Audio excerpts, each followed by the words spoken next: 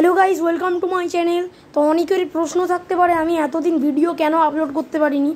পড়ার প্রচণ্ড চাপ, তাই আমি ভিডিও আপলোড করতে পারিনি। তো আজকে আমি ভিডিও করছি কারণ মা চিলি পনির করছে। এই যে এখানে পনিরগুলো মা পেঁয়াজ আর রসুনগুলোকেও কেটে রেখেছে।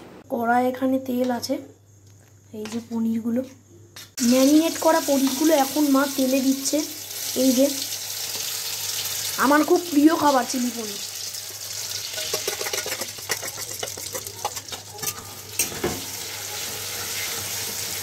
পনিরগুলো এখন মা ভাজছে। ও মা, তুমি একটু বলো না এগুলো কি দিয়ে ম্যারিনেট করেছিলে?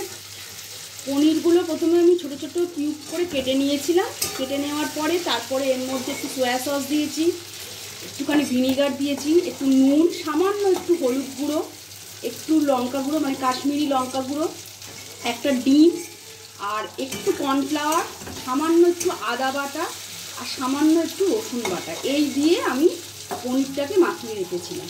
আচ্ছা, তোমরা যদি এরকম পনির বাড়িতে করতে চাও তাহলে এগুলো দিয়ে তোমরা ইজিলি করতে পারবে। আমি এরকমভাবে করি বাড়িতে, তোমরা চাইলে অন্যভাবেও করতে পারবে। তো ভাজা কমপ্লিট। মা কড়াই একটু তেল দিয়েছে, এখানে পেঁয়াজগুলো দিয়ে দিচ্ছে কড়াই। এই যে পেঁয়াজগুলো দিয়ে দিচ্ছে, এবার একটু নাড়িয়ে নিচ্ছে মা। পেঁয়াজটা খুব বেশি ভাজবো না, জাস্ট হালকা একটু, একদম। কারণ চিলি পনির বা চিলি চিকেনের পেঁয়াজ আমি যতদূর জানি বেশি ভাজার দরকার পড়ে না, একটু হালকা করে জাস্ট তেলে নেড়ে নেব। পেঁয়াজগুলোকে আমি এইরকমভাবে কেটেছি। পেঁয়াজগুলো হালকা করে ভেজে নিয়েছে, এবার রসুনগুলো মা দিচ্ছে কড়াই। পেঁয়াজ আর রসুনটা এবার একটু জাস্ট নেড়ে নেব।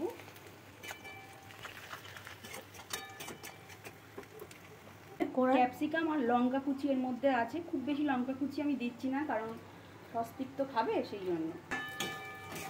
এগুলোকে একটু ভাজা ভাজা করব, জাস্ট একটু নরম হবে। নরম হবে, আমি সামান্য একটু নুন দিয়ে দেবো।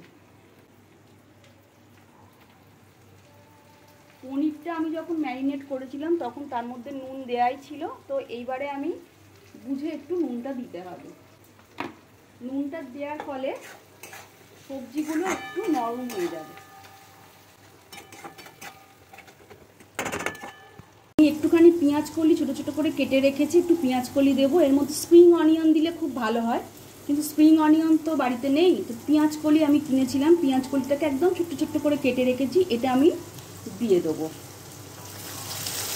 যাদের বাড়িতে স্প্রিং অনিয়ন থাকবে না তারা একটু, এখন তো পেঁয়াজ কলি উঠে গেছে, পেঁয়াজ কলি দেবেন, দেখবেন টেস্ট খুব সুন্দর হয়। এগুলোকে আমি একটু দিয়ে দিচ্ছি। ক্যাপসিকামও নরম হয়ে গেছে।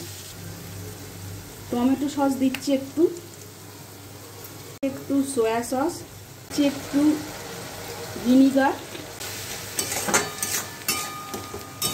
এখানে আমি চিলি সসটা অ্যাড করিনি কারণ লঙ্কার কুচি আমি দিয়েছি, চিলি সস দিলে আবার ঝাল হয়ে যাবে।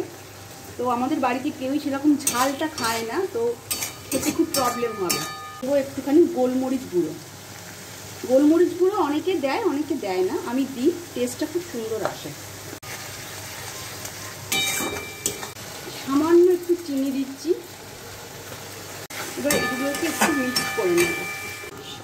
সামান্য একটু জল অ্যাড করলাম। এগুলো একটু নরম হলেই পনিরগুলো দিয়ে দেবো, খুব বেশি জল দেওয়ার দরকার নেই।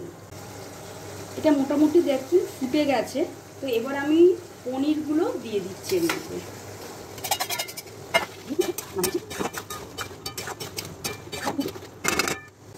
এবার একটু ধনেপাতা কুচি দিয়ে দিচ্ছি ওপর থেকে। মোটামুটি হয়ে এসছে। এবার আমি একটা বাটিতে একটুখানি কর্নফ্লাওয়ার গুলে রেখেছিলাম, কর্নফ্লাওয়ার গোলা যে জলটা আছে, একদম নর্মাল জল দিয়ে একটুখানি গুলে রেখেছিলাম, সেটা আমি এর মধ্যে দিয়ে দেবো।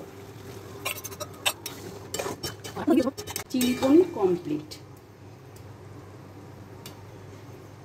এখন ডিনার টাইম, রুটির সাথে পনির খাবো, আজকে চিলি পনির খাবো। এই যে মা চিলি পনিরটা এখানে নিচ্ছে, এবার আমি আজকে টেস্ট করে দেখবো চিলি পনিরটা কীরকম হয়েছে। তো এবার চিলি পনিরটা খাচ্ছি।